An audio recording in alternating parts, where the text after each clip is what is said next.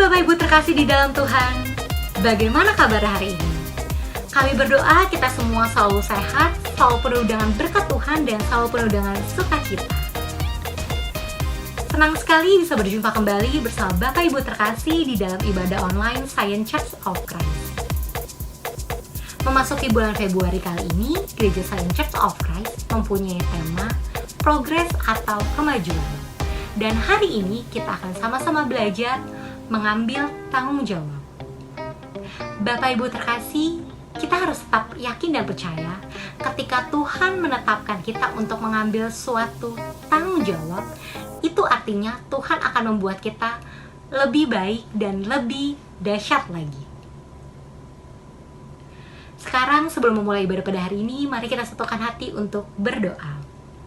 Bapa yang baik, Bapa yang penuh kasih, terima kasih untuk penyertaan-Mu sepanjang hidup kami sampai pada saat ini. Sebentar lagi kami ingin memuji, menyembah, memuliakan Engkau. Berkati jalannya ibadah pada hari ini dari awal hingga pada akhirnya. Berkati Pastor Romi Matulesi yang ingin menyampaikan kebenaran firman-Mu, agar apa yang disampaikan hanya bersumber daripada Engkau saja. Berkati para pelayan-Mu dan kami semua agar kami bisa sama-sama belajar menjadi pribadi yang lebih baik, menjadi pribadi yang menyenangkan hati-Mu saja. Terima kasih Tuhan Yesus. Amin. Mari sama-sama angkat tangan kita, siapkan hati kita menyembah dan memuji Tuhan. Come on!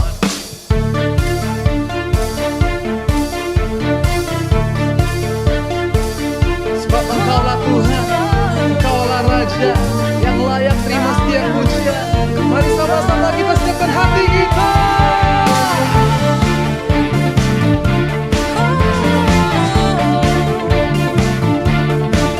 Kami menyembah-Mu.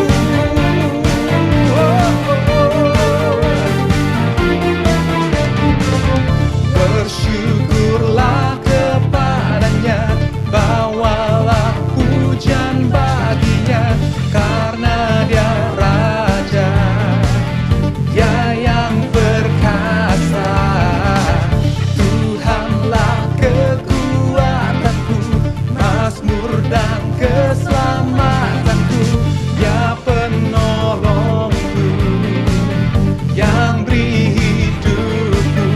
Kau yang berjaya, seluruh semesta sujud menyembah. Malaikat pujian kita katakan, akulah kebangkitan-Mu, mujizat telah terjadi, junjung kasih anugerah-Mu, kekal teguh dan mulia. Masyurlah perbuatan-Mu,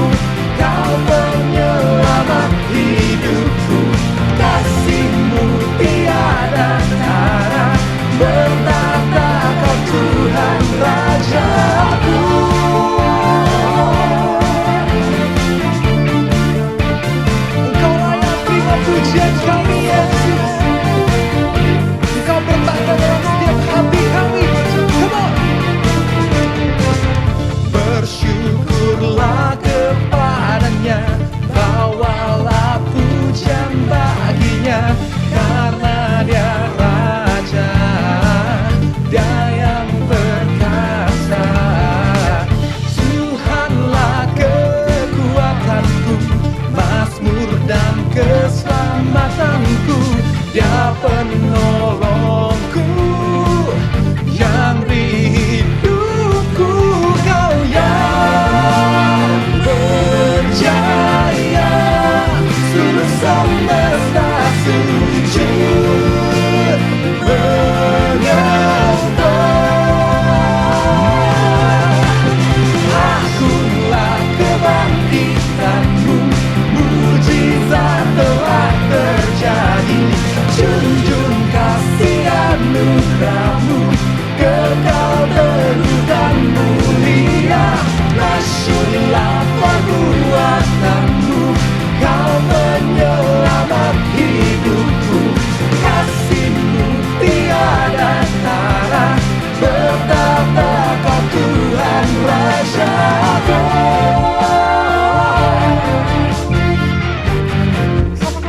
Haleluya.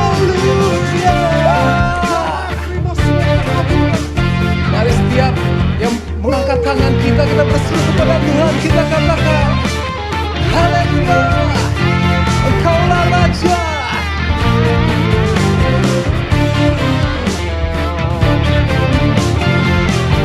Mari sama-sama kembali angkat tangan kita katakan, Kau yang berjaya, seluruh semesta sujud menyembah. Akulah kebangkitanmu, mujizat telah terjadi. Junjung kasih anugerahmu, kekal teguh dan mulia.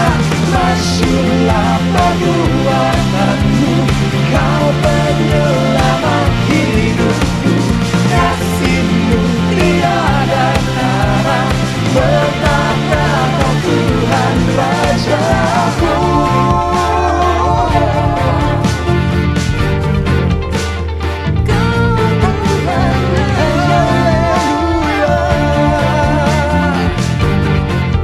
Segala kemuliaan bagimu Tuhan, dari dulu sekarang sampai selama-lamanya. Amin.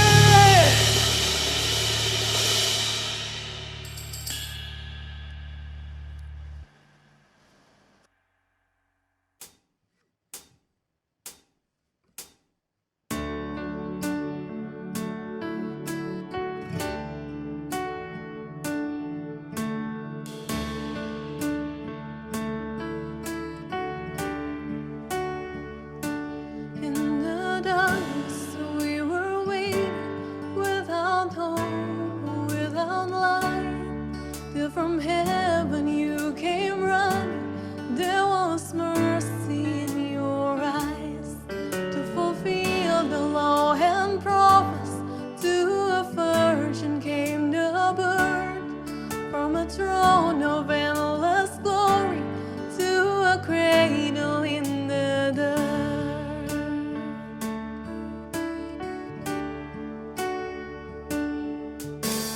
Praise the Father, praise the Son, praise the Spirit, three in one.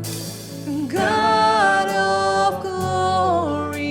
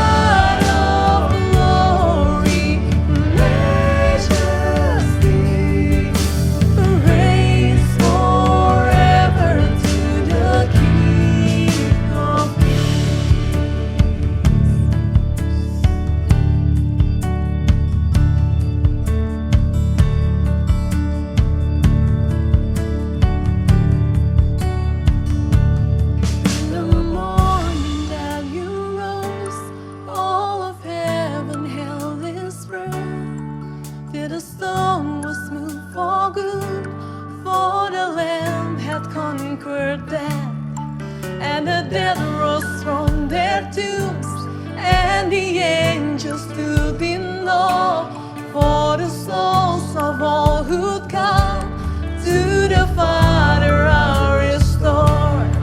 And the church of Christ was born, and then the Spirit lit the flame.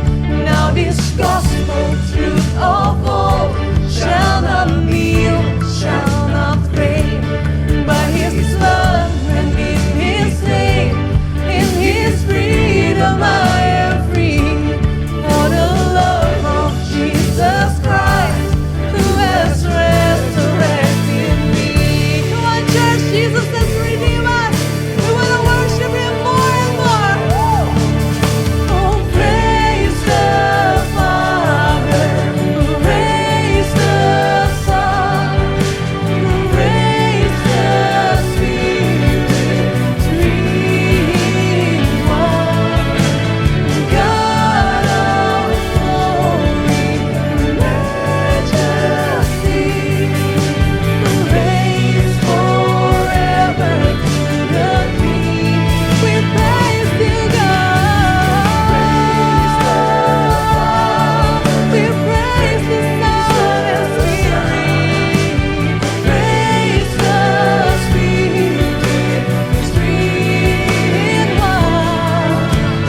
God of glory, majesty, praise forever to the King of Kings.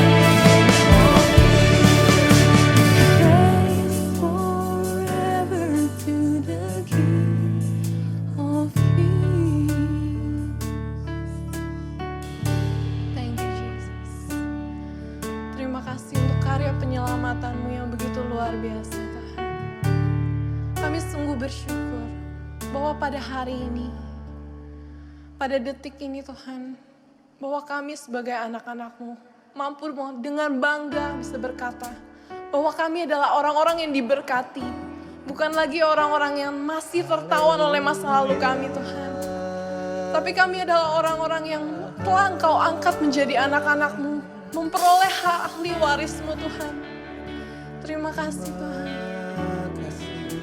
Kami ingin bawa hati kami pada hari ini, Tuhan. Kami ingin datang ke hadirat-Mu lebih lagi. Kami rindu untuk berada di dalam hadirat-Mu, Tuhan. Kami Come to your presence.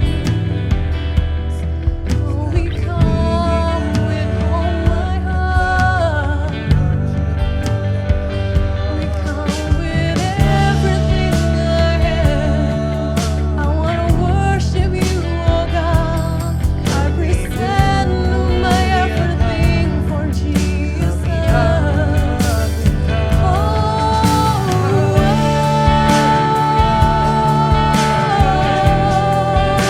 Jesus, you amaze me. Kau yang luar biasa. Kau di atas segalanya, Yesus. Kau di atas segala perkara. Kau Raja di atas segalanya. Ku bersyukur atasmu.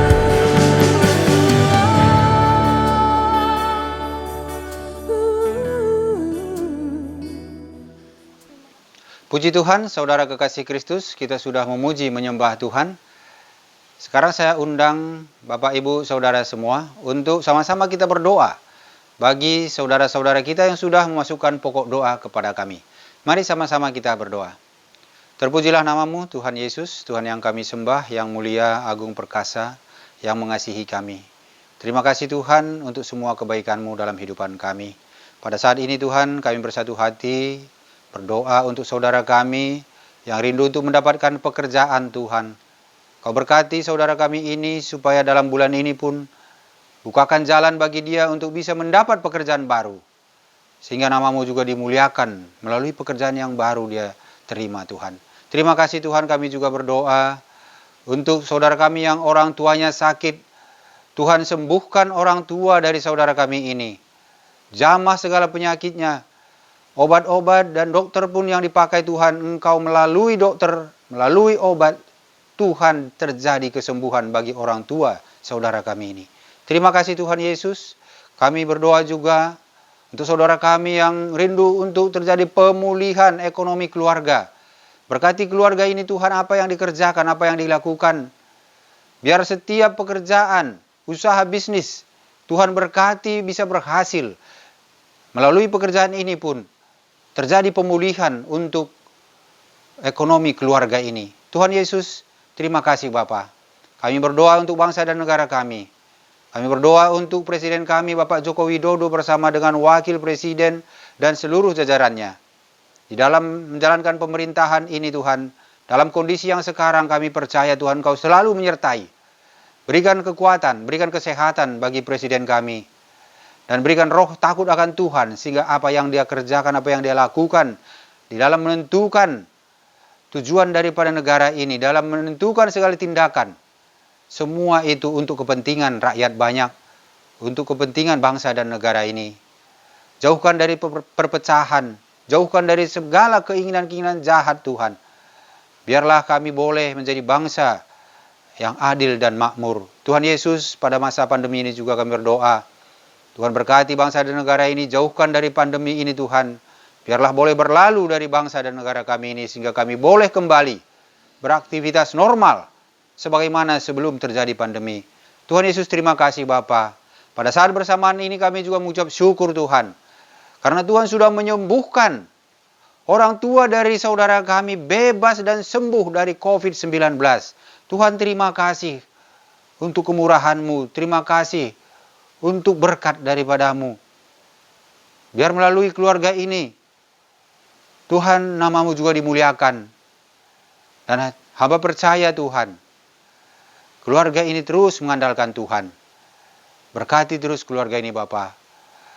Kami juga bersyukur Tuhan untuk proyek saudara kami, di mana realisasi pembayaran proyek sudah terrealisasi Bapak. Terima kasih Tuhan Yesus. Berkati terus semua proyek-proyek dari saudara kami ini.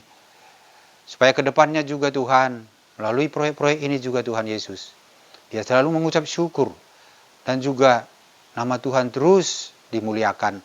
Bapak, terima kasih untuk semua kemurahan-Mu, semua berkat-berkat yang sudah kami terima. Kami mengucap syukur dalam nama Yesus. Haleluya. Amin. Saudara kekasih Kristus, sebagaimana saudara ketahui bahwa kita di Gereja Giant Church of Christ ini sepanjang tahun 2020 mengusung tema besar, yaitu planted atau tertanam. Bagi saudara yang rindu bertumbuh lebih lagi di dalam Tuhan, kami mengundang untuk bergabung dalam sel grup kami yang namanya iConnect, yang saat ini diadakan secara online. Nah, perkembangan rohani saudara akan terpantau dan kita akan bertumbuh bersama. Karena kita tahu tidak ada pertumbuhan dalam kesendirian. Nah, selain itu, saudara juga akan mendapatkan informasi tentang kegiatan-kegiatan di gereja. Nah, ini informasi dari kami. Untuk ayat renungan minggu ini diambil di Amsal 20 ayat 7. Amsal 20 ayat 7 saya bacakan, nanti kita sama-sama bacakan setelah saya bacakan. Amsal 20 ayat 7, orang benar yang bersih kelakuannya, berbahagialah keturunannya. Sama-sama kita bacakan. Amsal 20 ayat 7, orang benar yang bersih kelakuannya, berbahagialah keturunannya. Nah, melalui ayat renungan firman ini, bahwa Tuhan menyuruh kita untuk menjadi orang benar. Jadi orang benar itu tidak sia-sia. Sampai keturunan pun ya berbahagia.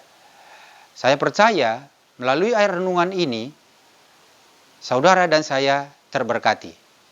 Nah, sebelum kita masuk kepada perjamuan kudus dan firman Tuhan, mari sama-sama kita menaikkan lagu pujian berikut ini. Terima kasih. Thank you, Jesus. Thank you for your grace, your mercy. Dan kita sama-sama datang ke hadirat Tuhan. Kita mau dengan bangga berkata bahwa kita menerima berkat. Kita menerima segala sesuatu yang hanya dari Tuhan. Terima Berkat yang datang dari Bapa, Putra, dan Roh Kudus.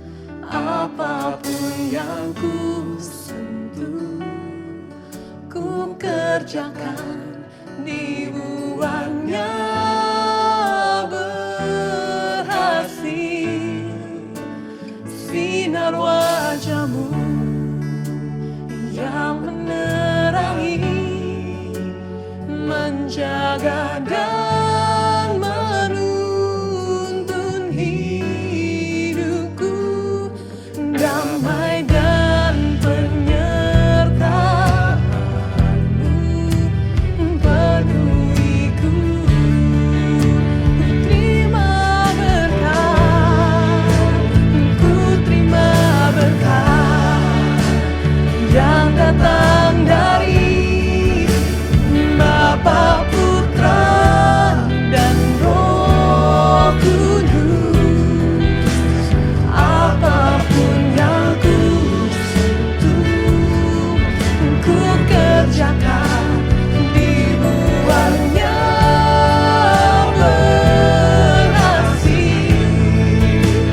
Sinar wajahmu yang menerangi, menjaga dan menuntun hidupku, damai dan penyertaan penuhiku. Boleh kita sama-sama kita naikkan pujian. Ku terima berkat yang datang dari Bapa, Putra, dan Roh Kudus. Apapun yang ku sentuh, ku kerjakan di buahnya berhasil.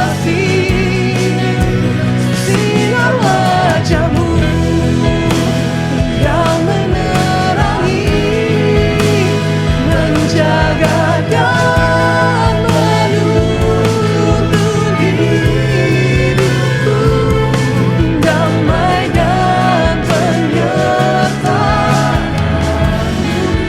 damai-Mu, penyertaan-Mu, damai dan penyertaan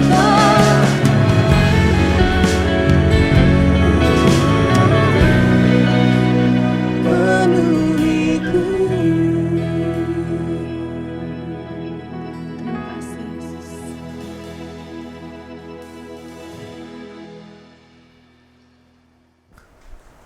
Puji nama Tuhan Bapak Ibu Saudara, selamat berjumpa kembali di hari Minggu ini. Saya sangat senang selalu setiap hari Minggunya bisa berjumpa dengan saudara. Dan selalu saya berdoa dan berharap selalu percaya bahwa keadaan yang terbaik yang senantiasa Tuhan yang sediakan bagi setiap kita. Well, selamat datang di bulan Februari. Sekarang kita ada di bulan yang kedua di tahun 2021. Dan ini merupakan kabar baik bahwa kita senantiasa menikmati anugerah serta segala kemurahan yang Tuhan sediakan. Nah, oleh sebab itu saudara, sebelum kita masuk di dalam kebenaran firman Tuhan, tentunya kita sudah diberkati di dalam pujian penyembahan, dan saatnya kita akan masuk terlebih dahulu di dalam sakramen tubuh dan darah Tuhan Yesus. Mari kita satu di dalam doa terlebih dahulu. Kami bersyukur Tuhan Yesus di hari Minggu ini kami boleh bersama dengan keluarga, bersama dengan teman-teman, bersama dengan siapapun yang bersama kami hari ini, di lokasi kami masing-masing melalui siaran secara online, melalui siaran yaitu Gereja Zion Church of Christ. Kami percaya bahwa ini merupakan kesempatan yang berbahagia untuk kami diberkati, menikmati kasih karunia, menikmati segala kebaikan dan kemurahan Tuhan. Bahwasanya kalau kami boleh ada sampai hari ini, itu semata karena kebaikan dan itu semata karena kemurahan Tuhan. Sebelum kami masuk dalam kebenaran firman Tuhan, kami akan terlebih dahulu bersatu dengan sakramen tubuh dan darah Tuhan Yesus. Karena firman-Mu yang berkata, barang siapa makan tubuhku, minum darahku, Dia tinggal di dalam aku tinggal di dalam dia. Mintalah apa saja dikehendaki dan dia akan menerimanya. Kami mempercayai bahwa di dalam Kristus kami menerima segala sesuatunya. Di dalam Kristus kami memiliki segala sesuatunya. Jaminan apa yang dunia tidak bisa berikan, itu yang Bapa sediakan bagi kami.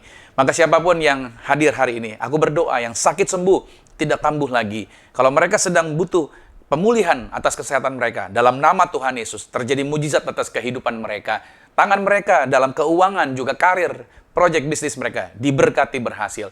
Terbukalah jalan atas setiap karir kehidupan mereka. Thank you Lord Jesus. Dan setelah itu kami akan masuk dalam kebenaran firman Tuhan, berbicara bagi setiap kami. Sederhanakan kata kalimat bahasa yang aku pakai agar setiap anak-anak Tuhan menangkap dengan jelas, mengerti dengan benar apa yang Tuhan rencanakan bagi kehidupan kami. Terima kasih Tuhan Yesus.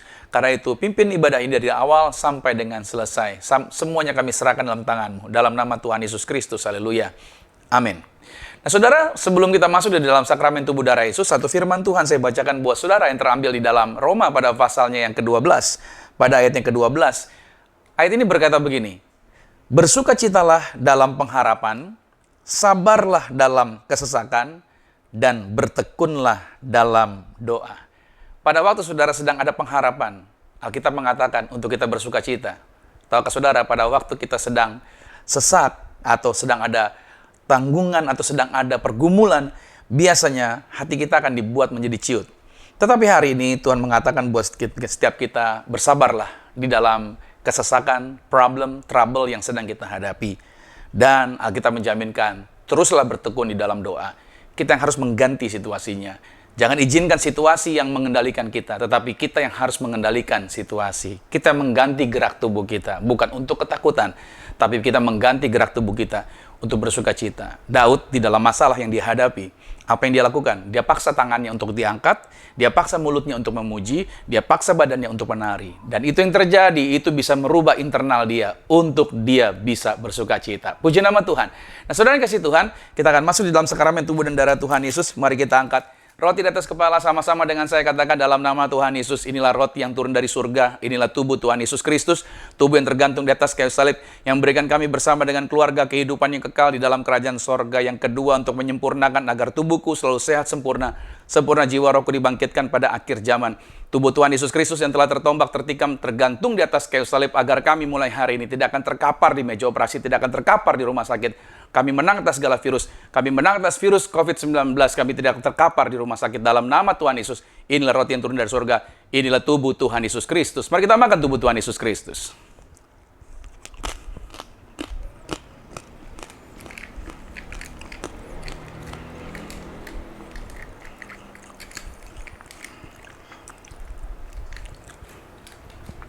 Mari bersama kita mengangkat anggur ini dengan iman kita bersama-sama katakan dalam nama Tuhan Yesus, inilah darah Yesus Kristus, darah yang tercurah di atas kayu salib sebagai perjanjian yang baru dan yang kekal.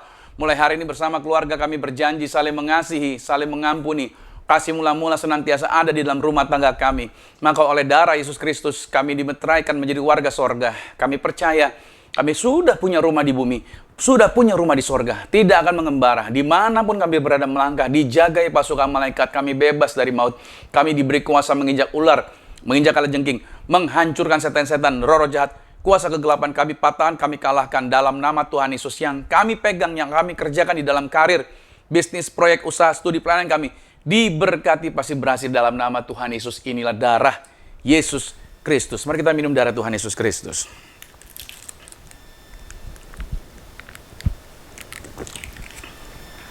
Demikian pula saudara, Anda ambil minyak di tangan saudara, saudara taruh dan saudara kita berdoa bersama, lepaskan berkat. Karena ini merupakan perintah Tuhan, kenapa kita menggunakan sakramen minyak ini. Dan selalu saya katakan buat saudara, mujizat, tanda-tanda ajaib, sebagaimana murid-murid di awal pelayanan mereka menggunakan sakramen minyak ini, kuasa Tuhan dinyatakan. Bahkan berkali-kali dalam kesaksian-kesaksian, kalau Anda yang menyaksikan acara ini, mungkin yang dari luar kota, mereka-mereka yang sudah banyak kesaksian, mereka bisa bercerita, artinya bahwa dengan sakramen minyak, apa yang nggak mungkin, apa yang mustahil, apa yang tadinya terikat oleh kuasa kegelapan, mereka berhasil dibebaskan, mereka berhasil dilepaskan, dan mereka mengalami pertolongan kemuliaan Tuhan. Mari sama-sama dengan saya katakan, dalam nama Tuhan Yesus, inilah minyak urapan. Setiap tetesnya punya kuasa mengusir setan, setiap olesnya punya kuasa menyembuhkan penyakit. Silakan mulai hari ini, pasukan malaikat surgawi jagai kami, pagari kami, proteksi kami. Kami tolak setan, kuasa gelap, roh jahat kami halau dalam nama Tuhan Yesus. Inilah minyak urapan. Anda boleh teteskan di atas kepala saudara. Ya, Anda boleh berdoa juga buat keluarga Anda, orang-orang yang bersama dengan Anda. Selalu ambil momen untuk bersuka cita, melepaskan perkataan kuasa, melepaskan perkataan berkat, dan terjadilah mujizat atas kehidupan Anda bersama dengan keluarga. Puji Tuhan. Nah, saya senang sekali bisa berjumpa dengan saudara di hari ini. Dan kalau saudara yang baru pertama kali mungkin bergabung bersama dengan kami, saya mengucapkan selamat datang di dalam siaran channel Gereja Zion Church of Christ. Doa saya, biar melalui pelayanan ini, dimanapun Anda berada, di kota manapun, di wilayah manapun, atau mungkin di negara yang berbeda sekalipun, Anda dalam berkat Tuhan, Anda dalam kemuliaan Tuhan dan kemurahan Tuhan. Nah, saudara, di Gereja Zion Church of Christ, kami selalu memiliki yang namanya pengajaran, yaitu dengan tema setiap bulannya. Maka di bulan Februari berarti kita masuk dengan tema yang baru. Di bulan lalu kita berbicara, yaitu di awal Januari, kita belajar tentang yang namanya transisi, suatu bentuk perubahan, yaitu yang perubahan yang terjadi yang tidak langsung berubah, tetapi ada perubahan yang terjadi.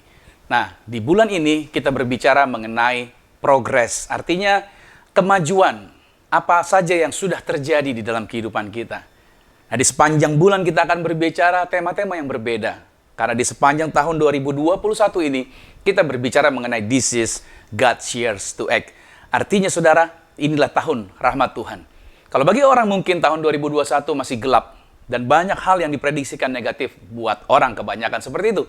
Tapi bagi kita yang percaya di dalam Kristus, kita mempercayai bahwa tahun yang kita jalani, tahun di mana kita menerima rahmat dan kemurahan yang Tuhan sediakan buat kita. Say amin saudara. Ya. Itu yang kita mau perkatakan di dalam kehidupan kita di sepanjang 2021 ini. Nah, oleh sebab itu, karena kita telah belajar tentunya di bulan Januari tentang transisi, suatu bentuk perubahan, maka artinya kita perlu bekerja sama dengan yang namanya perubahan. Untuk apa? Untuk dapat mencapai suatu kemajuan. Untuk itu, saat ini kita perlu melihat kemajuan apa saja yang sudah terjadi dan mengapa suatu kemajuan itu dapat mempengaruhi keadaan di sekitar kita. Nah, saudara, hari ini judul yang saya bawakan, saudara boleh ambil alat tulis, saudara boleh catat, saudara boleh ikuti bahwa judul yang saya bawakan ini berbicara mengenai mengambil tanggung jawab. Mengambil tanggung jawab. Nah, dalam Kamus Besar Bahasa Indonesia, kata tanggung jawab itu sendiri artinya adalah keadaan wajib menanggung segala sesuatunya. Bahkan jika terjadi sesuatu, seseorang yang bertanggung jawab itu dapat dituntut, dipersalahkan, dan dapat diperkarakan. Nah, sebagai anak-anak Tuhan, kita tentunya punya tanggung jawab. Dan tanggung jawabnya adalah tahu dan melakukan. Tahu dan melakukan apa yang Tuhan harapkan, dan tahu serta melakukan apa yang orang lain harapkan dari diri kita sebenarnya. Nah, tanggung jawab adalah sesuatu yang harus kita lakukan, bukan yang orang lain lakukan. Nah, dengan demikian, kualitas diri kita pada waktu kita bertanggung jawab, maka kualitas diri kita akan terlihat. Nah, dari pengertian tentang tanggung jawab ini, bahwa kita bisa menyimpulkan kalau tanggung jawab itu bukanlah perkara yang mudah ya. Tetapi bukan karena itu sulit, bukan berarti itu tidak mungkin untuk dilakukan. Saya selalu mengatakan kepada saudara, sesuatu yang sulit bukan berarti tidak bisa dilakukan. Saya mau ajak saudara untuk buka di dalam Markus pada pasalnya yang ke-9, ayat yang ke-14 sampai dengan ayat yang ke-27 dikatakan begini. Ketika Yesus, Petrus, Yakobus, dan Yohanes kembali kepada murid-murid lain, mereka melihat orang banyak mengerumuni murid-murid itu. Dan beberapa ahli Taurat sedang mempersoalkan sesuatu dengan mereka. Pada waktu orang banyak itu melihat Yesus, tercenganglah mereka semua dan bergegas menyambut dia. Lalu Yesus bertanya kepada mereka, apa yang kamu persoalkan dengan mereka? Kata seorang dari orang banyak itu, Guru, anakku ini kubawa kepadamu karena ia kerasukan roh yang membisukan dia. Dan setiap kali roh itu menyerang dia, roh itu membantingnya ke tanah, lalu mulutnya berbusa, giginya berkertakan, dan tubuhnya menjadi kejang. Aku sudah meminta kepada murid-muridmu supaya mereka mengusir roh itu, tetapi mereka tidak dapat. Maka kata Yesus kepada mereka, Hai kamu angkatan yang tidak percaya, berapa lama lagi aku harus tinggal di antara kamu? Berapa lama lagi aku harus sabar terhadap kamu? Bawalah anak itu kemari. Lalu mereka membawanya kepadanya. Waktu roh itu melihat Yesus, anak itu segera digoncang-goncangnya, dan anak itu terpelanting ke tanah dan terguling-guling, sedang mulutnya berbusa. Lalu Yesus bertanya kepada ayah anak itu, sudah berapa lama ia mengalami ini? Jawabnya, sejak masa kecilnya. Dan seringkali roh itu menyeretnya ke dalam api ataupun ke dalam air untuk membinasakannya. Sebab itu jika engkau dapat berbuat sesuatu, tolonglah kami dan kasihanilah kami. Jawab Yesus, katamu jika engkau dapat, tidak ada yang mustahil bagi orang percaya. Segera ayah anak itu berteriak, aku percaya. Tolonglah aku yang tidak percaya ini. Ketika Yesus melihat orang banyak makin datang berkerumun, ia menegur roh jahat itu dengan keras, katanya, hai kau roh yang menyebabkan orang menjadi bisu dan tuli, aku memerintahkan kau, keluarlah daripada anak ini dan jangan memasukinya lagi. Lalu keluarlah roh itu sambil berteriak dan menggoncang-goncang anak itu dengan hebatnya. Anak itu kelihatannya seperti orang mati, sehingga banyak orang yang berkata ia sudah mati. Tetapi ayat 27, Yesus memegang tangan anak itu dan membangunkannya, lalu ia bangkit berdiri. Seorang anak yang kerasukan roh jahat di dalam teks ini dibawa oleh orang tuanya kepada murid-murid Yesus. Selang beberapa waktu kemudian, Yesus baru saja turun dari gunung, dari atas gunung, karena waktu beberapa saat Yesus memisahkan diri dari murid-muridnya, karena dia harus berangkat ke gunung dengan Petrus, Yakobus, dan Yohanes. Nah, ketika Yesus turun dan tiba di lokasi, dia melihat bahwa murid-muridnya sedang berdebat atau memperdebatkan sesuatu dengan orang-orang Farisi. Nah, ini menarik saudara bahwa orang Farisi tidak suka dengan Yesus, dengan kelompoknya Yesus, dengan murid-muridnya Yesus. Tetapi anehnya, dimanapun ada Yesus, dimanapun ada murid-murid Yesus, selalu ada orang Farisi yang mengikuti mereka untuk mendengarkan apa yang dikatakan oleh Yesus.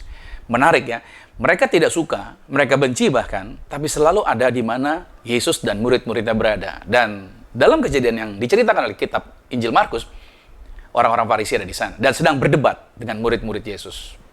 Nah, pada waktu Yesus datang, Yesus melihat kondisi dan situasinya. Lalu, alasan daripada berdebat itu karena murid-murid Yesus ternyata tidak dapat mengusir roh jahat dari anak yang kerasukan tersebut. Dan itu menjadi keuntungan besar, menjadi keuntungan bagi orang Farisi untuk mulai menyerang dan mulai menghina murid-murid Yesus. Mungkin mereka menghina dan mengatakan, katanya gurunya hebat, katanya bisa ngusir setan. Segala macam mungkin diucapkan oleh orang Farisi. Dan ada perdebatan di antara mereka. Lalu, murid-murid yang baru ditinggal, ini sebentar saja baru ditinggal oleh Yesus. Ternyata pada waktu berhadapan dengan situasi, mereka mulai galau, serta melupakan apa yang telah diajarkan pada saat mereka, yaitu berhadapan dengan persoalan. Ini mirip seperti halnya Musa pada waktu naik gunung Sinai selama 40 hari pada saat Musa turun dari atas gunung Sinai, selesai bertemu dengan Tuhan untuk menerima 10 perintah Tuhan. Lalu Musa mendapati perkemahan bangsa Israel menjadi kacau balau. Artinya gini ya, alangkah cepatnya orang kehilangan Kristus dan Musa gitu loh. Baru berpisah sebentar, langsung berubah dengan cepat seperti itu. Nah, karena itu Yesus sempat menegur atas ketidakpercayaan para murid ini. Walaupun ada tafsiran lain yang mengatakan bahwa sebenarnya Yesus bukan menegur kepada para muridnya, melainkan menegur kepada orang Farisi yang saat itu ada di dalam lokasi yang sama. Whatever, tapi yang jelas Yesus memberikan teguran. Bisa saja itu dia sedang menegur murid-muridnya karena kelemahan mereka, karena mereka mudah tidak percaya, mudah bergoncang kepercayaannya. Nanti saya jelaskan kepada saudara. Nah, kita kembali kepada peristiwa anak yang kerasukan roh jahat, di mana ayah sang anak tersebut bertanya satu pertanyaan kepada Yesus. Apakah ada sesuatu yang bisa Yesus perbuat bagi anaknya? Dia bertanya seperti itu. Dan Yesus menjawabnya begini. Jika engkau dapat, gitu, tanda tanya ya. Jika engkau dapat, kata Yesus gitu. Kata Yesus, tidak ada yang mustahil bagi orang yang percaya, itu jawabannya. Atau kalau saya mau bahasakan dengan bahasa yang mudah, ya, Yesus sedang mengatakan kepada orang tua daripada anak tersebut, dia sedang mengatakan, apa maksudmu? Apa yang bisa aku perbuat? Semua hal dapat terjadi kepadamu kalau kamu percaya. Itu maksudnya. Itu yang Yesus mau katakan kepada orang tuanya. Yesus sedang menempatkan bahwa tanggung jawab kesembuhan anaknya itu kembali kepada ayahnya. Itu tanggung jawabnya ada di ayahnya. Kalau anak itu mau sembuh, tanggung jawabnya ada di ayahnya. Ya, di sini kelihatannya nggak fair ya, kelihatannya. Loh, kok dibebankan kepada orang tuanya? Tetapi hal ini menggambarkan secara efektif betapa pentingnya bagian diri Anda, betapa pentingnya bagian diri kita untuk mengalami kemajuan di dalam kehidupan kita. Oke? Kita tidak dapat menempatkan diri kita di luar proses tersebut. Artinya kita nggak mau ikut serta di dalam kemajuan gitu. Biarin Tuhan yang jadikan kemajuan. Tiba-tiba datang ke pendeta, ditumpang tangan, simsalabim langsung mengalami perubahan gitu, mengalami kemajuan, hidupnya udah ada, jadi lebih bertanggung jawab dan segala macam. Ternyata itu harus yang namanya bagian daripada proses di mana kita harus ikut serta di dalamnya. Kita nggak bisa lari dari proses tersebut. Karena Anda bertanggung jawab untuk melakukan apa yang harus Anda lakukan untuk mengalami suatu kemajuan, saudara. Jika Anda mengalami, misalkan jika Anda mengalami masalah, misalkan ya, dalam hal kesehatan, karena mungkin Anda memiliki berat badan yang berlebih, ketika Anda berdoa minta kesembuhan dari Tuhan, maka itu diperlukan langkah disiplin untuk mulai mengelola pola makan yang sehat. Pahami ya? Ini pahami dulu, saudara. Nah, jika Anda bermasalah dengan mendidik anak, misalkan, anak remaja Anda mungkin melakukan banyak hal yang membuat Anda susah, maka Anda bertanggung jawab melakukan apa yang Anda lakukan untuk terjadinya perubahan. Mungkin Anda berkata, saya tidak memiliki pengaruh untuk merubah dia. Saya tidak dapat mengendalikan perilaku anak saya kalau saya lagi nggak ada di tempat, nggak bersama dengan dia. Tetapi sesungguhnya Anda dapat mengambil langkah-langkah yang kreatif sebenarnya. Anda tidak bisa hanya menyerahkan kepada orang lain. Anda harus bertanggung jawab atas anak Anda sendiri. Itu dengan cara apa? Menyiapkan konsekuensi yang pantas bagi mereka. Bila mereka berbuat kekeliruan, ada konsekuensi yang pantas. Bila mereka melakukan hal yang terpuji, juga ada konsekuensi yang pantas bagi mereka. Artinya, Anda dapat mencari pengetahuan, Anda belajar. Zaman sekarang kita begitu banyak informasi yang dapat kita gali untuk tentang parenting, untuk merawat anak dan segala macam. Anda bisa cari pengetahuan baru. Oke, atau mungkin Anda bisa meminta bantuan dari luar. Bila mana dirasa perlu, Anda bisa ketemu dengan seseorang yang bisa membantu Anda. Nah, saudara, saat Anda mengambil keputusan tersebut, bila mana Anda mengambil keputusan untuk mau bertanggung jawab terhadap anak Anda misalkan, nah perilaku anak remaja Anda yang tadinya bikin Anda susah, itu bisa mulai berubah secara perlahan. Seperti perahu yang besar menuju arah yang ingin Anda tuju.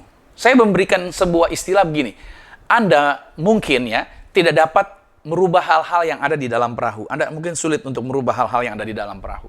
Tetapi setidaknya, Anda dapat mempengaruhi arah kemana perahu itu sedang melaju. Nah, itu yang perlu Anda dan saya lakukan. Untuk yang namanya mengalami kemajuan, kita perlu mengambil tanggung jawab. Istilah di dalam keluarga kita. Nah, sebagai contoh, sewaktu istri saya diantar oleh anak saya yang pertama, dengan menggunakan mobil, diantar suatu tempat, seringkali diantar, beberapa kali dia komplain kepada anak saya yang pertama ini mengenai cara dia mengendarai mobil. Sampai akhirnya istri saya cerita kepada saya mengenai keluhan dia tentang cara anak saya membawa kendaraan. Dan ternyata yang menjadi alasan mengapa cara anak saya berkendara seperti itu adalah karena dia mencontoh cara saya membawa kendaraan, cara saya membawa mobil.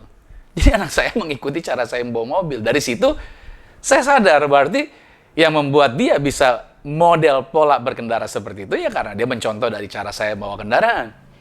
Nah, artinya untuk anak saya berubah, maka cara berkendaranya untuk dia lebih baik, maka yang perlu berubah, dimulai itu dari diri saya berarti. Saya dulu yang harus bertanggung jawab untuk mau berubah. Nah, itu berarti menjadi tanggung jawab diri saya. Nah, seringkali kita suka meletakkan segala tanggung jawab kita itu kepada Tuhan ya. Bila mana terjadi sesuatu hal, kita meletakkan tanggung jawabnya sama Tuhan. Seperti pernyataan yang dikatakan oleh ayah anak yang sakit tadi. Oke, tetapi sesungguhnya kitalah yang bertanggung jawab atas kehidupan kita. Apabila kalau kita memang mau dan rindu ingin mengalami kemajuan. Tuhan memang berkuasa, saudara, untuk mengadakan pemulihan. Oke, tetapi dibutuhkan tanggung jawab dari kita untuk hal itu dapat terjadi. Percayalah, dibutuhkan tanggung jawab kita. Karena Tuhan berkata kepada orang tua anak tadi. Mengapa demikian? Karena kita ini bukan robot. Manusia diciptakan dengan kemampuan untuk menentukan pilihan bebas. Itulah sebabnya kita perlu bertanggung jawab dengan pilihan-pilihan yang kita buat. Itu dia. Makanya untuk Anda hebat di dalam hidup Anda, untuk Anda mengalami kemajuan dalam hidup Anda perlu bertanggung jawab dengan keputusan-keputusan yang Anda buat. Oke, nanti saya berikan penekanan lebih jauh lagi di dalam bagian-bagian yang saya bahas. Lalu mengapa Tuhan meminta kita untuk bertanggung jawab? Kenapa Tuhan meminta saya, meminta Anda, meminta kita orang percaya untuk kita menjadi orang yang bertanggung jawab? Yang pertama jawabannya adalah Tanggung jawab adalah identitas seorang pemimpin. Ya, tanggung jawab adalah identitas seorang pemimpin.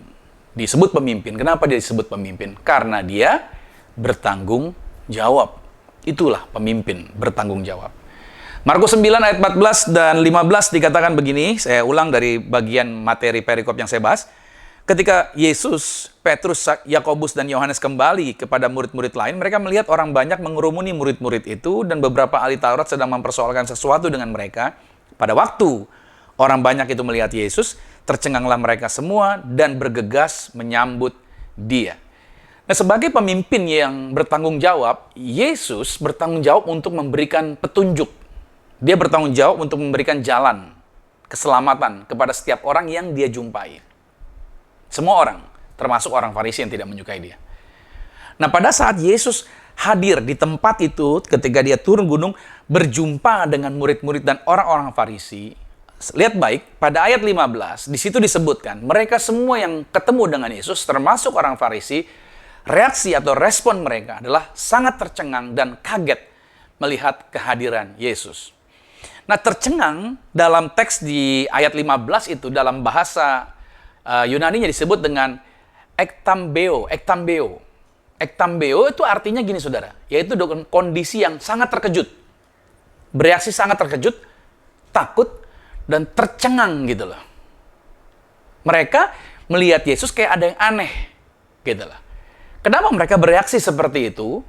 Kemungkinan mereka melihat sesuatu yang tidak biasa pada wajah Yesus. Seperti wajah Musa yang bersinar saat Musa turun dari gunung. Itu yang membuat orang-orang Israel pada waktu berjumpa dengan Musa, mereka ketakutan untuk mendekati Musa. Nanti saudara bisa baca kisah lengkapnya dalam Keluaran 34 pada ayat yang ke-30. Nah, kalau Anda lihat nih, tetapi wajah Yesus, Anda lihat baik-baik, di sini dikatakan bahwa dia lebih terang lagi dari wajahnya Musa. Wajah Yesus itu berkilat dan menyilaukan. Dari mana? Kalau kita mundur beberapa ayat, pada saat Yesus ada di atas gunung, Yesus itu bertransfigurasi. Wajahnya bercahaya. Oke. Dan di sana Yesus berdiri dan berbicara bersama dengan Musa dan Elia. Nah, apa yang dibicarakan di sana? Yesus berbincang-bincang dengan Musa dan Elia. Dalam Injil Lukas, kalau saudara baca nanti dalam pasal 9 ayat 28 sampai dengan ayat yang ke-36, di situ dituliskan bahwa Yesus, Musa, dan Elia sedang berbicara tentang kepergian Yesus. Oke, yang akan digenapi di Yerusalem. Nah, Lukas memakai istilah kepergian adalah dengan bahasa Yunani yaitu Exodus. Artinya, kematian orang-orang kudus adalah kepergian mereka keluar. Keberangkatan mereka keluar dari Mesir, yaitu dunia ini. Artinya, pembebasan mereka dari rumah perbudakan. Nah, dalam situasi kemuliaan, ini yang menarik, bahwa Yesus dalam kondisi dia sedang terang menderang kemuliaan yang luar biasa, Yesus justru berbincang-bincang mengenai kematiannya. Ini memberikan makna supaya kita jangan berusaha untuk meninggikan diri dalam kehidupan kita. Artinya, dalam kemuliaan apapun yang terjadi di dalam kehidupan kita pada waktu kita ada di dalam dunia ini, so biarlah kita ingat bahwa di dunia ini, atau di sini saat ini kita hidup, kita tidak mempunyai tempat tinggal yang tetap sebenarnya. Kita cuman, artinya sementara di dunia ini. Kita harus ingat, dunia ini hanya sementara. Hal ini diingatkan supaya apa? Supaya kita jangan sleep, jangan tertidur.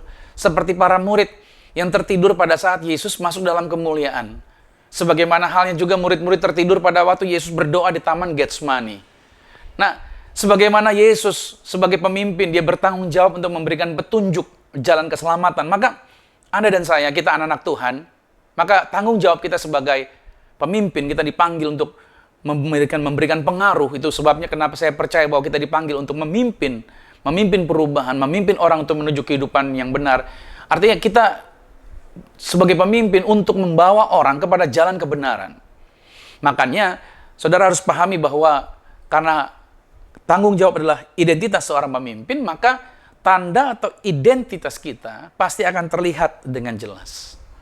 Oleh sebab itu, kalau kita disebut sebagai anak Tuhan, kalau kita disebut sebagai pribadi yang menjadi anak-anak Kristus, maka sebenarnya identitas kita itu harusnya dapat kelihatan. Kalau kita mau ke pantai, saudara, biasanya kita akan mulai menjumpai yang namanya pohon kelapa gitu ya. Kalau kita mau ke pantai, biasanya kita akan mulai kecium hawa air laut asin gitu ya. Kalau kita mau hampir ke pantai lagi, kita mulai mendengar deburan ombak seperti itu. Artinya gini, kalau kita sebagai anak-anak Tuhan, identitas kita itu pasti akan tampak gitu loh saudara. Orang ketika berjalan dengan kita, ngobrol dengan kita, ketemu dengan kita, melihat medsos kita, oke ya, melihat apa yang kita posting di dunia maya, harusnya itu dapat menunjukkan dan orang bisa melihat sebenarnya bahwa oh ini anak Tuhan nih, gitu loh saudara. Nah persoalannya seringkali masalahnya gitu ya saudara, bahwa media sosial seringkali dipakai bukan untuk menunjukkan identitas kita sebagai anak Tuhan, tapi lebih banyak dipakai untuk pencitraan. Nah, saya tidak melarang orang untuk pencitraan, tapi sebaiknya kita anak Tuhan, kita bukan lagi menggunakan medsos untuk pencitraan. Ya kan, seringkali apa yang tampak di medsos, saudara, tidak sesungguhnya, tidak real, tidak nyata seperti itu.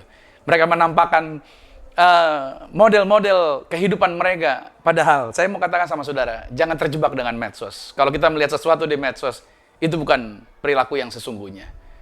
Karena yang sesungguhnya adalah bagaimana kehidupan mereka sehari-hari di rumah mereka. So, seharusnya anak Tuhan kita tidak perlu terjebak dan tenggelam dalam konsep dan model yang seperti itu, saudara. Nah, ini yang saya katakan bahwa kita mesti bertanggung jawab, karena identitas kita sebagai seorang anak Tuhan, kita mau menuntun orang kepada kebenaran. Itulah tanggung jawab kita. Karena tanggung jawab adalah identitas seorang pemimpin. Nah yang kedua saudara, alasan daripada mengapa Tuhan ingin atau Tuhan meminta kita untuk bertanggung jawab adalah tanggung jawab membentuk karakter diri yang kuat. Tanggung jawab membentuk karakter diri yang kuat. Saya ulangi, tanggung jawab membentuk karakter diri yang kuat.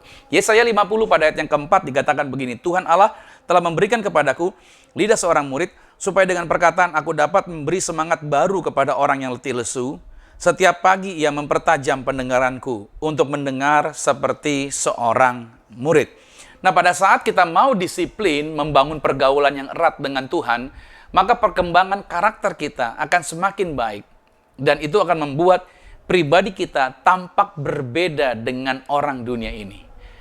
Orang yang bertanggung jawab itu memiliki kendali pribadi, sehingga ia tidak akan mudah untuk diombang-ambingkan oleh keadaan atau situasi. Oke. Nah, iblis itu selalu akan berusaha untuk membawa yang namanya situasi negatif agar kita mengalami yang namanya keraguan. Minggu lalu saya katakan bahwa panahnya iblis ada dua, yaitu dengan menempatkan pikiran yang negatif, sama satu lagi yaitu situasi yang negatif. Nah, iblis akan selalu coba membawa situasi negatif untuk kita mengalami namanya keraguan. Nah, saya ajak saudara untuk perhatikan bagaimana para murid ketika mereka mendoakan anak yang kerasukan roh jahat. Lihat baik, keyakinan mereka di awal mereka bersemangat untuk melepaskan kuasa roh jahat atas anak itu. Tetapi akhirnya mereka justru terbawa oleh situasi, terbawa oleh suasana. Dalam Markus 9 pada ayat yang ke-18 dikatakan di sana, dan setiap kali roh itu menyerang dia, lihat action daripada iblis. Roh itu membantingnya ke tanah, mulutnya berbusa, giginya berkertakan, dan tubuhnya menjadi kejang. Ya kan? Aku sudah meminta kepada murid-muridmu supaya mereka mengusir roh itu, tetapi mereka tidak dapat. Lihat ini yang dilihat oleh murid-murid, sehingga mereka gagal untuk melepaskan kuasa roh jahat. Tapi perhatikan caranya Yesus. Cara Yesus adalah ayat 20. Lalu mereka membawanya kepadanya, waktu roh itu melihat Yesus, anak itu segera digoncang-goncangnya, dan anak itu terpelanting ke tanah dan terguling-guling, sedang mulutnya berbusa.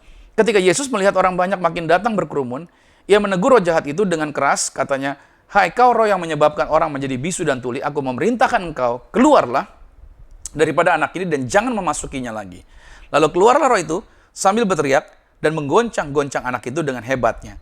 Anak itu kelihatannya seperti orang mati, sehingga banyak orang yang berkata, ia sudah mati. Nah, lihat cara Yesus dengan cara murid berbeda. Yesus tidak membiarkan dirinya terbawa oleh suasana negatif yang ada di hadapannya. Yesus memiliki karakter diri yang kuat dan itu tidak dapat digoyahkan. Waktu saya mendoakan kuasa kegelapan, artinya orang-orang yang terikat kuasa kegelapan, sama saudara, ada manifestasi, ada action yang dibuat orang tersebut. Tujuannya apa sih?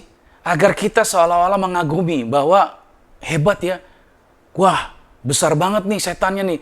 Kita coba menempatkan kekaguman kepada, tanpa sadar kita menempatkan kekaguman kepada orang yang sedang manifestasi ini. Nah saya belajar dari ayat ini, Makanya setiap kali ketika mendoakan orang yang terikat kuasa gelap roh jahat, saya tidak pernah mau menempatkan situasi negatif tersebut untuk mengganggu saya dalam mengusir roh jahat.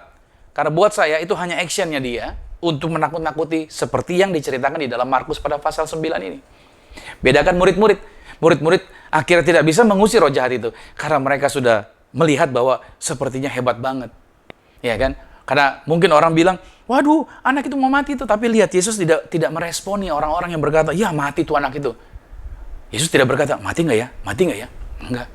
Tapi dia percaya bahwa kuasa Tuhan membebaskan anak ini untuk dilepaskan. Lihat, Yesus memiliki karakter yang kuat. Dan karakternya tidak dapat digoyahkan. Pada waktu saya dapat cerita dari istri saya bahwa anak saya yang pertama, dia ketemu dengan teman-temannya. Pergaulan anak-anak muda, ketemu ngobrol dan segala macam. Ternyata anak saya pulang dan ceritakan sama istri saya. Apa yang dia lakukan ketemu dengan teman-temannya. Simple, sederhana. Tapi lihat, dia cerita sama orang tuanya. Anak saya yang pertama cerita dan dia berkata bahwa teman-temannya pada ngerokok semuanya. Di situ teman-temannya ngobrol, nawarin dia rokok. Ayo nih Matthew, nih rokok nih. Tapi Matthew di tengah teman-temannya, anak saya berkata apa? Enggak, gue nggak mau rokok. Gue nggak mau kayak lu, kata gitu. Dia nggak mau ambil. Apapun ditawarkan, apapun yang diajakin untuk ikutan yuk gitu, ngerokok, dia nggak pernah mau. Dan dia cerita sama maminya. Sampai hari ini. Makanya ketika saya dengar cerita seperti ini, itu yang dia lihat dari kami sebagai orang tuanya, bertanggung jawab. Dia dapat melihat bagaimana karakter kami. Makanya anak saya di tengah-tengah situasi yang negatif sekalipun, dia tidak ikut-ikutan dengan teman-temannya. Ini yang saya namakan karakter yang kuat. Nah, saya bangga dengan anak saya yang pertama ini. Karena dia tidak membiarkan dirinya terhanyut dan terbawa dengan situasi yang ada di sekitarnya. Walaupun teman-temannya ngajakin dia. Haleluya. Nah, yang ketiga, saudara, alasan kenapa Tuhan minta kita bertanggung jawab? Karena tanggung jawab menciptakan kenyamanan. Menciptakan kenyamanan kepada lingkungan sekitar. Tanggung jawab akan menciptakan kenyamanan pada orang-orang sekitar. Ibrani 12 pada ayat yang ke-14 berkata begini, berusahalah hidup damai dengan semua orang, dan kejarlah kekudusan, sebab tanpa kekudusan tidak seorang pun akan melihat Tuhan. Orang yang bertanggung jawab, saudara, tahu akan kewajiban mereka. Oke, orang yang bertanggung jawab itu tahu kewajibannya apa saja. Orang yang bertanggung jawab, mereka menjalani segala hal dengan sepenuh hati. Itu akan menciptakan kenyamanan pada orang-orang yang ada di sekitarnya. Misalkan saya kasih contoh seperti ini. Dalam penerapan protokol kesehatan bagi diri kita sendiri, sebenarnya tujuannya bukan hanya untuk kepentingan pribadi, tapi tujuannya juga untuk buat lingkungan sekitar, buat orang-orang yang kita jumpai. Protokol kesehatan.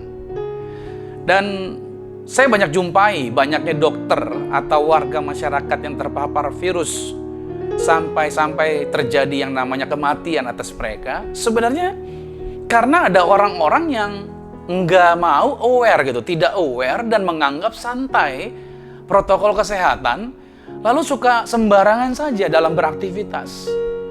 Atau dia tidak jujur memberikan informasi kepada orang yang ada di sekitarnya bila mana dia sudah terpapar virus atau mungkin dia sedang menjalani isolasi mandiri.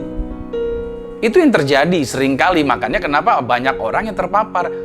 Karena harusnya mereka bertanggung jawab gitu loh, saudara.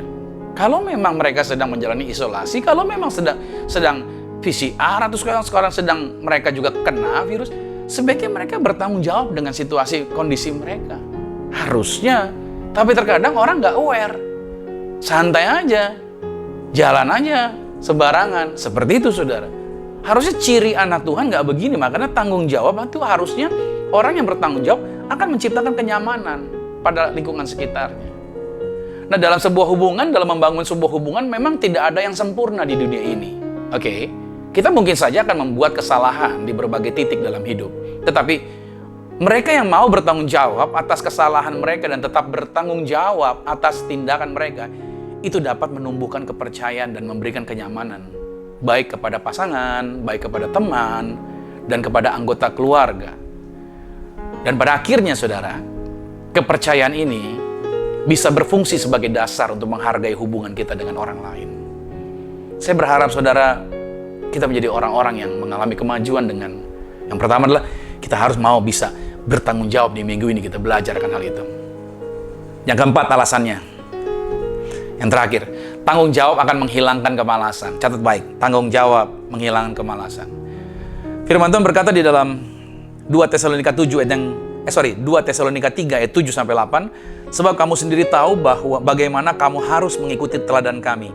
Karena kami tidak lalai bekerja di antara kamu dan tidak makan roti orang dengan percuma, tetapi kami berusaha dan berjerih payah siang malam supaya jangan menjadi beban bagi siapapun di antara kamu. Waktu saya kecil, saya suka mendengar ada sebuah ungkapan, orang berkata, kalau ada pria yang malas, udah dewasa tapi nggak mau cari kerja, santai aja, numpang di rumah orang tuanya aja, ya kan, nggak mau mandiri, nggak mau berpenghasilan, maka dikatakan, udah mendingan cariin dia istri deh, nikahin aja, katanya gitu, agar dia jadi bertanggung jawab kalau udah punya istri, katanya begitu. Saya sih menyarankan dan saya pikir cara menikah seperti ini tidak akan saya sarankan sama saudara. Nggak begitu sebenarnya cara menikah. Tapi katanya begitu. Ada orang yang nggak jelas, laki-laki udah suruh kawin aja, suruh nikah aja seperti itu. Nah saudara, salah satu tanggung jawab orang Kristen sebagai pengikut Kristus adalah dia bertanggung jawab untuk kehidupannya, pemenuhan kehidupannya. Anda bisa lihat di ayat tadi kita baca bahwa Rasul Paulus, dia sebagai seorang rasul yang melayani, yang berkhotbah, membimbing orang kepada kebenaran, memiliki jumlah jemaat yang tidak sedikit. Rasul Paulus itu mengajarkan tanggung jawab ini kepada semua jemaat yang dia layani. Dengan terus terang, Paulus menyampaikan bahwa sebagai pekerja Injil, dia juga bertanggung jawab untuk menghidupi kebutuhannya. Kebutuhannya sendiri. Tanpa bermaksud dia untuk merepotkan kehidupan orang lain. Paulus bekerja sebagai apa? Sebagai penjual tenda, dia berjualan. Dan dari sana dia dapat mencukupi kebutuhan untuk hari-harinya. Nah, karena itu, saudara, Paulus memberikan petunjuk terkait akan hal ini. Paulus dengan tegas menyampaikan kepada setiap kita, kepada Anda, kepada saya, kepada setiap kita bahwa tidak pantas bagi seseorang yang tidak bekerja untuk makan gitu, saudara. Kalau nggak bekerja jangan makan, Alkitab berkata begitu. Karena hidup bermalas-malasan istilahnya bukanlah tabiat dari pengikut Kristus. Nah, saya percaya bahwa di tengah masa pandemi sekalipun, saya percaya anak-anak Tuhan tetap dapat survive, dia tetap dapat untuk bisa beraktivitas untuk menghasilkan sesuatu. Saya percaya Tuhan tidak membiarkan Anda tenggelam dan terhilang. Tapi Tuhan memberikan kemampuan, Tuhan memberikan selalu jalan keluar untuk kita bisa menghasilkan sesuatu. Nah, saya berdoa buat saudara bahwa Anda bukan menjadi orang yang pemalas.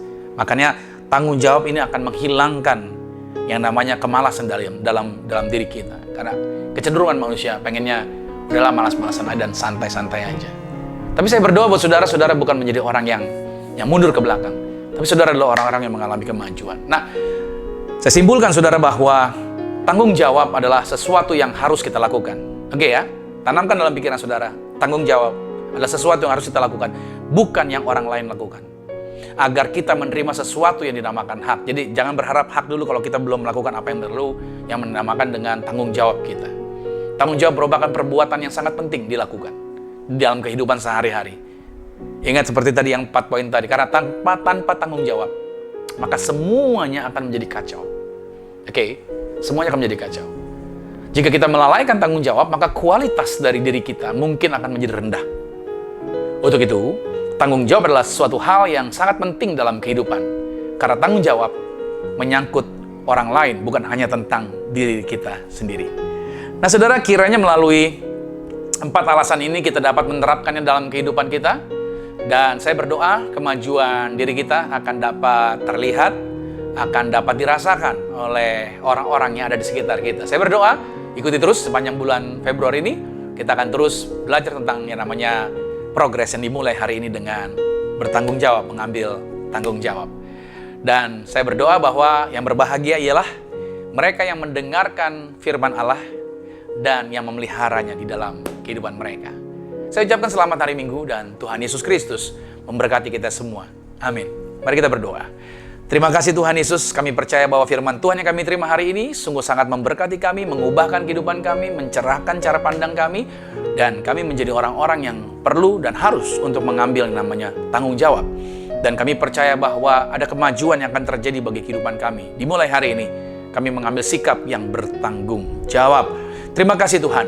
Dan aku berdoa biar dimanapun mereka berada, anak-anak Tuhan ini, mereka diberkati dan mereka berhasil dalam mempraktekkan firman Tuhan ini. Roh Kudus, jamah mereka, urapi mereka, bimbing mereka untuk masuk di dalam yang namanya kemajuan di dalam kehidupan mereka. Maka aku berdoa melepaskan berkat ini atas mereka. Tangan-tangan mereka dimanapun mereka berada, mereka bukan menjadi orang-orang yang biasa-biasa, tapi menjadi orang-orang yang luar biasa.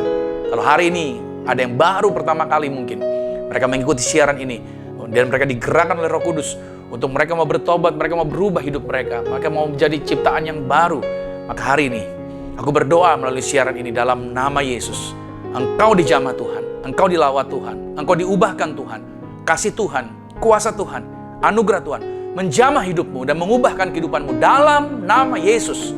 Aku berdoa dalam nama Yesus terjadi perubahan, terjadi pemulihan atas hidupmu. Kalau hari ini engkau ada sakit penyakit juga, dari mimbar ini aku melepaskan berkat bagimu. Dalam nama Yesus terjadi kesembuhan, terjadi pemulihan. Dalam nama Yesus atas hidupmu terjadilah. Kalau hari ini juga engkau sedang membutuhkan terobosan atas pekerjaan, atas ekonomi Anda, aku melepaskan berkat dari mimbar ini. Dalam nama Yesus terjadi berkatmu yang besar terbuka bagimu. Apa yang selama ini kau harapkan, apa yang selama ini telah kau doakan, semua penghalang yang iblis akan coba buat aku lumpuhkan, aku hancurkan dalam nama Yesus. Terbukalah jalanmu, terbukalah berkatmu, dan terjawablah doa-doamu dalam nama Tuhan Yesus. Aku melepaskan kuasa berkat ini terjadi bagi hidup. Bila engkau butuh doa untuk pemulihan rumah tangga, aku berdoa dalam nama Yesus, suami istri bersama keluargamu diberkati, dipulihkan. Aku berdoa kuasa Tuhan menjamah dan mengurapi engkau dimanapun kau menyaksikan siaran ini. Kuasa Tuhan menjamah mengubahkan engkau. Terima kasih Tuhan. Aku percaya bahwa kuasa berkat Tuhan yang besar terjadi bagi setiap mereka. Dan di akhir ini Tuhan, sebelum kami menerima berkat juga, aku berdoa buat setiap mereka juga yang sudah terlibat di dalam pelayanan mimbar ini. Berkati mereka yang sudah terlibat di dalam pelayanan ini. Apa yang mereka korbankan digantikan yang luar biasa. Tangan-tangan mereka juga sudah bekerja sama membantu untuk memberkati pelayanan ini. Dalam nama Yesus, aku berdoa diberkati yang luar biasa. Dan Tuhan, Engkau yang kirimkan terus berkat-Mu. Tuhan yang kirimkan orang-orang yang terbaik, orang-orang yang tepat juga untuk bekerja sama di dalam pelayanan ini. Karena gereja ini punya Tuhan, Tuhan yang memberikannya, Tuhan yang menyediakannya. Kami mempercayai bahwa ketika kami bekerja sama di dalamnya, kami membangun di dalamnya dengan hikmat Tuhan, semuanya akan Tuhan buat berhasil. Bangsa Indonesia diberkati, negara kami diberkati, setiap prosesnya semuanya diberkati. 2021 tahun yang penuh kelimpahan, tahun rahmat Tuhan disediakan bagi setiap kami orang yang percaya kepadamu Tuhan Yesus Kristus. Dan terima kasih Tuhan. Dan sebentar kami akan mengakhiri. Dan kami percaya kami semua bersama keluarga sehat. Kami semua diberkati hidup di bumi sama seperti di sorga. Dan kami akan menerima berkat-berkat Tuhan. Kekasih Kristus, aminkan setiap berkat ini menjadi milik kita. Diberkatilah engkau di dalam usahamu. Diberkatilah engkau dalam pekerjaanmu. Diberkatilah engkau dalam studi sekolah kuliahmu. Dan diberkatilah engkau di dalam pelayananmu. Apa saja yang kau pegang kerjakan di dalam kekudusan, ingatlah perkara ini. Tuhan Yesus Kristus pasti buat engkau berhasil. Diangkat Tuhan, kau naik ke atas, bukan turun jadi kepala, bukan ekor. Aku berdoa sepanjang minggu, bulan, bahkan tahun ini merupakan minggu, bulan, tahun yang penuh berkat. Siapapun tinggal dengan kau diberkati. Keluargamu diberkati. Orang tuamu diberkati. Saudara-saudarimu diberkati, rumah tanggamu berbahagia. Dan terimalah berkat anugerah dari Bapa di sorga, cinta kasih di dalam Yesus Kristus, kekuatan penghiburan di dalam kuasa Roh Kudus, menyertai mengurapi setiap kita mulai hari ini, sampai Tuhan datang menjemput Anda dan saya, keluargamu dan keluargaku, kita semua sama-sama menjadi warga kerajaan sorga yang percaya. Dengan iman sama-sama saya katakan, amin. Terima kasih, sampai jumpa minggu depan dan selamat hari Minggu. Shalom.